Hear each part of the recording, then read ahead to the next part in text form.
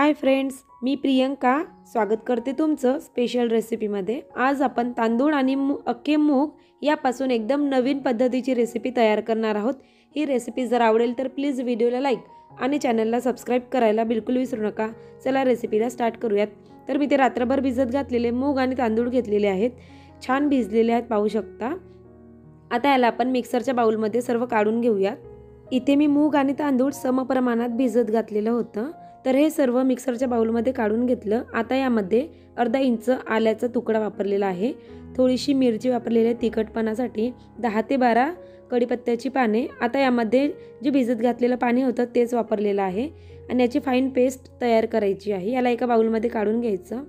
आता हे सर्व पेस्ट मी तयार करून घेतलेलं आहे पाहू शकता। यामध्ये एकदम जास्त सुद्धा पाणी वापरायचं नाही, कमीत कमी पाण्यामध्ये ही रेसिपी आपल्याला तयार करायची आहे। मिक्सरच्या भांड्याला लागलेलं सर्व काढून घेतलेलं आहे पाहू शकता अशा पद्धतीने। आता यामध्ये भरपूर अशी कोथिंबीर वापरायची आहे। एकदम बारीक कट करून घेतलेला कांदा घ्यायचा, तुम्ही ते मिक्सरला सुद्धा लावू शकता कांदा। आता चवीपुरतं मीठ वापरायचं आहे, थोडीशी हळद, अर्धा चमचा लाल तिखट आणि 1 चमचा भरून जिरे वापरायचं आहे। आता हे सर्व एकजीव करून घ्यायचं आपल्याला। हे सर्व व्यवस्थित असं एकजीव करून घ्यायचं आहे, म्हणजे सर्व टाकलेली जिन्नसे एकमेकांना एकसारखी अशी लागले जाईल आणि आपली रेसिपी एकसारखी अशी टेस्टी होईल।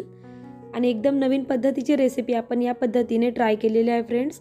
तुम्ही एकदा तरी या पद्धतीने नक्की ट्राय करा, खूप आवडेल। सकाळच्या नाश्त्यासाठी किंवा दुपारच्या छोट्या मोठ्या भुकीसाठी ही रेसिपी मस्त आहे फ्रेंड्स, नक्की ट्राय करा। तर हे सर्व एकजीव झालेलं आहे पाहू शकता, कलर सुद्धा छान आलेला आहे आपल्या बॅटरला। तर हे सर्व एकजीव झाल्यानंतर एक मी पॉलिथिन घेतलेली, आपण मिठाची पॉलिथिन किंवा कोणतीही जाडसर पॉलिथिन घेऊ शकता। याला उलट करून छान धुतलेला आहे। आता यामध्ये तयार केलेलं सर्व बॅटर ओतून घ्यायचं, व्यवस्थित असं ओतून घ्यायचे आहे सर्व बॅटर। आता याच्या वरच्या साईडने मी इथं रबर लावत आहे, म्हणजे बॅटर बाहेर येणार नाही। आणि पॉलिथिनचं जे कोपऱ्याकडलं भाग असतं त्याला कैचीच्या साहाय्याने कट करून घेतलं थोडंसं, जे आकारात हवं त्या आकारामध्ये। आता कढईमध्ये तेल तापायला ठेवलं, तेल छान गरम झालं की अशा पद्धतीने लांबट आकारामध्ये मुगाचे कुरकुरे तयार करायचे। कांदे मध्ये मध्ये अटकतात, त्यामुळे कांदे एकदम बारीक कट करा तुम्ही। पकोड्याचा आकार तर आपण नेहमीच खातो, पकोडे नेहमी खातो, तर अशा पद्धतीने कुरकुरे सुद्धा बनवून बघा, खूप आवडतील आणि छान कुरकुरीत होतात। याला एका साईडने छान असं शिजवून घ्यायचं। एका साईडने छान कलर चेंज झालं की याची साईड चेंज करून दुसऱ्या साईडने सुद्धा व्यवस्थित असं फ्राय करून घ्यायचं। मुगाचे पकोडे एकदम हेल्दी होत असतात किंवा कुरकुरे खूप हेल्दी होतात।